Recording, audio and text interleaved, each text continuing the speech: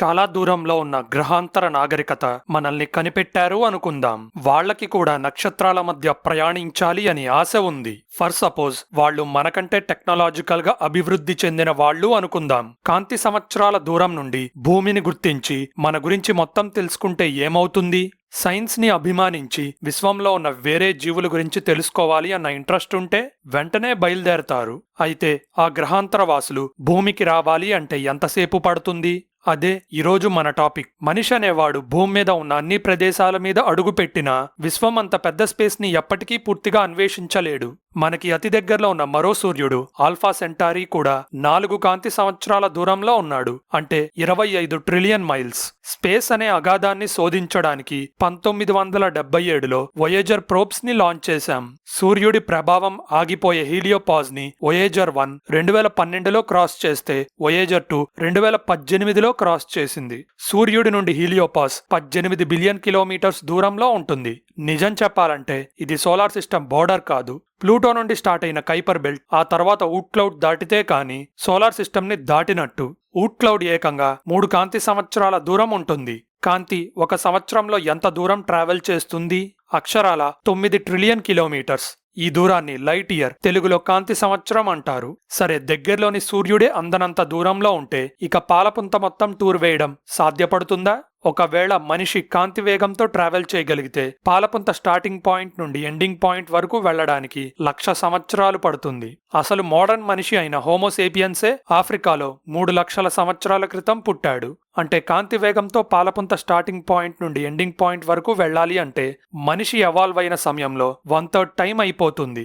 ఇక అర్థం చేసుకోండి పాలపుంత ఎంత పెద్దదో. సో ఒక గ్రహాంతర నాగరికత మన దగ్గరికి రావాలంటే చాలా కష్టపడాలి. కాకపోతే ఈ కష్టం వాళ్ళు భూమి నుండి ఎంత దూరంలో ఉన్నారు అనే విషయం మీద ఆధారపడి ఉంటుంది. ఒకవేళ వాళ్ళు విశ్వానికి అవతలి వైపు ఉంటే భూమికి రావడానికి లక్షలు కాదు, కోట్లు కాదు, ట్రిలియన్ల సంవత్సరాలు పడుతుంది. విశ్వం వయసే 13.9 బిలియన్ సంవత్సరాలు. ఒకవేళ పాలపుంతలో దగ్గరగా ఉంటే కొన్ని వేలు, దూరంగా ఉంటే లక్షల సంవత్సరాలు పట్టొచ్చు. ఫర్ ఎగ్జాంపుల్, ఒక ఏలియన్ నాగరికత భూమికి 100 కాంతి సంవత్సరాల దూరంలో ఉంది అనుకుందాం. మనం మొదటి రేడియో సిగ్నల్స్ వదిలి 100 సంవత్సరాలు దాటింది. ఇవి కాంతి వేగంతో ప్రయాణిస్తాయి కాబట్టి ఈ గ్రహాంతర వాసులు టెక్నాలజికల్ గా అభివృద్ధి చెంది ఉంటే కరెక్ట్ గా ఈ టైంకి మన రేడియో సిగ్నల్స్ ని పట్టుకొని ఉంటారు. వాళ్ళ దగ్గరున్న ఆప్షన్స్ ఏంటి?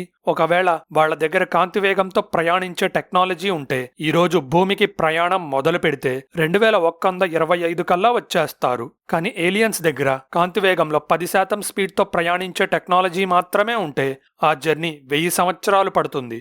ఒకవేళ భూమి మీద జీవం ఉందని 11వ శతాబ్దంలోనే ఆ ఏలియన్స్ కనిపెట్టి బయలుదేరి ఉంటే 10% కాంతి స్పీడ్తో కరెక్ట్గా ఈ సంవత్సరానికి భూమికి వచ్చేవాళ్లు. నిజం చెప్పాలంటే కాంతి వేగంలో 10% సాధించడం కూడా కష్టమే అని సైంటిస్టులు నమ్ముతున్నారు. కొన్ని వేల కాంతి సంవత్సరాల దూరం ప్రయాణించాలి అంటే గ్రహాంతర వాసులకి ఒక రకమైన కాంతి కంటే వేగమైన టెక్నాలజీ కావాలి. మన దగ్గర ఇలాంటి కాన్సెప్ట్స్ ఉన్నాయి, కాకపోతే అవి ఇంకా అప్లికేషన్ స్టేజ్లోకి రాలేదు. అవే వార్ప్ డ్రైవ్స్ మరియు వార్మ్ హోల్స్. ఇవి కాంతి వేగాన్ని బైపాస్ చేయగలవు. వార్ప్ డ్రైవ్ సంగతి చూస్తే అది కాంతి వేగం కంటే ఎక్కువ వేగాల్ని సాధిస్తాయి. అది కూడా కాంతి కంటే వేగంగా ప్రయాణించకుండా. కన్ఫ్యూజ్ అవ్వకండి, ఎక్స్ప్లెయిన్ చేస్తా. ఒక రకంగా చూస్తే వార్ప్ డ్రైవ్ ఎక్కడికి కదలకుండా మనల్ని గమ్యానికి చేరుస్తుంది.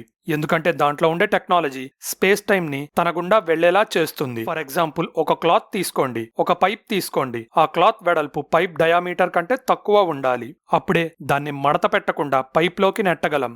ఆ క్లాత్ మొదట్లో ఒక డాట్ మార్క్ చేయండి, ఎండింగ్ లో ఇంకో డాట్ మార్క్ చేయండి. ఆ స్టార్టింగ్ పాయింట్ డాట్ నుండి ఎండింగ్ పాయింట్ డాట్ కి పైప్ ద్వారా 2 విధాలుగా వెళ్లొచ్చు. ఒకటి, పైప్ లోకి క్లాత్ ని ఇన్సర్ట్ చేసి పైప్ ని స్టార్టింగ్ పాయింట్ నుండి ఎండింగ్ పాయింట్ వరకు లాగటం. కానీ రెండవ పద్ధతిలో పైప్ ని స్టేషనరీగా ఉంచి క్లాత్ ని లాగితే సరిపోతుంది కదా. ఇదే వార్ప్ డ్రైవ్ కూడా చేస్తుంది.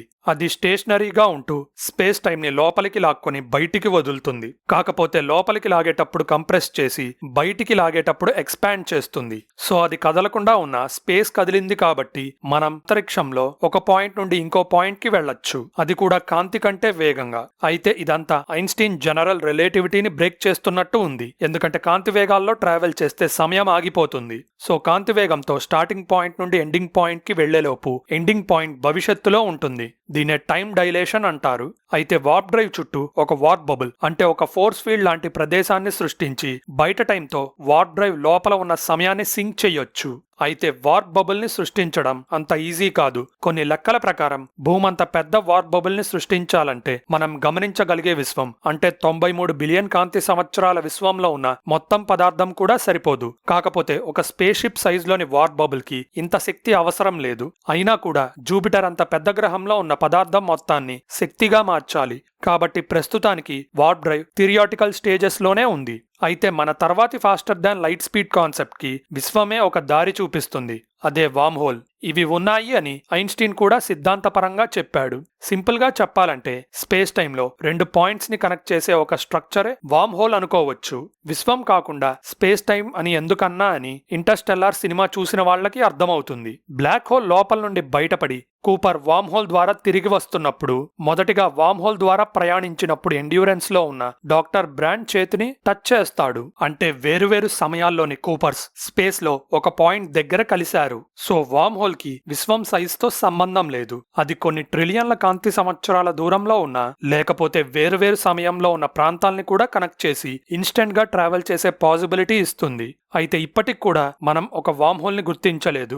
అవి నిజంగా ఉండొచ్చు, కాకపోతే మన టెక్నాలజీ వాటిని గుర్తించగలిగేంత అడ్వాన్స్డ్ అవ్వలేదేమో. అయితే ఒకవేళ వామ్ హోల్ ని కనిపెట్టినా అవి స్టేబుల్ గా ఉండకపోవచ్చు. అంటే ఏదైనా వస్తువు దాని ద్వారా వెళ్ళాలి అని చూస్తే వామ్ హోల్ ఇన్స్టెంట్ గా కూలిపోతుంది. సో దాన్ని స్టేబుల్ గా ఉంచాలంటే నెగిటివ్ మాస్ ఉన్న వింత పదార్థం కావాలి. మాస్ అంటే ఒక వస్తువులో ఎంత పదార్థం ఉంది అని అర్థం. ఇది పాజిటివ్ వాల్యూ అంటే 2 కేజెస్ 3 కేజెస్ అలా ఉంటుంది. కాకపోతే negative mass values -2 kgs -3 kgs ఉంటాయి. పదార్థం అనేదే లేకపోతే మాస్ 0 కేజెస్ ఉంటుంది. కానీ -కేజెస్ అంటే పదార్థం లేని స్టేట్ కంటే కిందకి వెళ్ళాలి. అలాంటి స్టేట్ ని ఇప్పటి వరకు కనిపెట్టలేదు. సో నెగిటివ్ మాస్ లేకపోతే వామ్ హోల్ ని కనిపెట్టినా వేస్ట్. అయితే అడ్వాన్స్డ్ ఏలియన్ నాగరికతలు ఈ ప్రాబ్లమ్స్ అన్నిటికీ సొల్యూషన్స్ కనిపెట్టి వార్ప్ డ్రైవ్ లేదా వామ్ హోల్ టెక్నాలజీని సాధించారు అనుకుందాం. అప్పుడు వాళ్ళు భూమే కాదు విశ్వంలో ఎక్కడికైనా ఇన్స్టెంట్ గా ట్రావెల్ చేయొచ్చు. ఒకవేళ ఇప్పటి నుండి 1 నెల తర్వాత ఏలియన్స్ సడన్ గా వచ్చి ఈ టెక్నాలజీ గురించి మొత్తం ఎక్స్ప్లెయిన్ చేసినా అది మనకి అర్థం కాకపోవచ్చు. ఎందుకంటే వాళ్ళ అడ్వాన్స్డ్ మ్యాథమెటిక్స్ ఫిజిక్స్ ని అర్థం చేసుకున్నంత త్వరగా మనిషి అర్థం చేసుకోగలడు అన్న గ్యారంటీ లేదు. ఇన్ఫాక్ట్ మొదట్లో ఇదంతా ఒక మ్యాజిక్ లా అనిపిస్తుంది. అయితే ఏలియన్స్ భూమికి ఎప్పుడో వచ్చేసి ఉండొచ్చు. ఇన్ఫాక్ట్ మనం చూస్తున్న యుఎఫ్ఓస్ లేదా యుఏపీస్ కల్పితం కాకుండా నిజంగా ఏలియన్స్వే అయితే ఆ విషయం గవర్నమెంట్స్ మన దగ్గర ఎందుకు దాయాలి? ఏమో అది వాళ్లకే తెలియాలి. 2020లో అమెరికన్ డిఫెన్స్ సంస్థ అయిన పెంటగాన్ 3 యుఎఫ్ఓ ఫుటేజెస్ ని రిలీజ్ చేసింది. దాని గురించి కొంతమంది అధికారుల్ని ప్రశ్నిస్తే వాటిని నాన్ హ్యూమన్ బయాలజిక్స్ అంటే మనిషి బయాలజీతో సంబంధం లేని జీవులు ఆపరేట్ చేస్తున్నాయి అని చెప్పాడు. దీని అర్థం ఏలియన్స్ ఆల్రెడీ భూమికి వచ్చేశారు అంటారా? ఒకవేళ వస్తే వాళ్ళని ఎలా కనిపెట్టాలి? ఆన్సర్ ఈ వీడియోలో ఉంది. ఇలాంటి ఇంట్రెస్టింగ్ స్పేస్ వీడియోస్ చూడాలంటే మన ఛానల్ సబ్స్క్రైబ్ బటన్ నొక్కి బెల్ ఐకాన్ క్లిక్ చేయండి. ఈ ఇన్ఫర్మేషన్ అందరికీ రీచ్ అవ్వాలంటే వీడియో లైక్ చేయడం మర్చిపోకండి.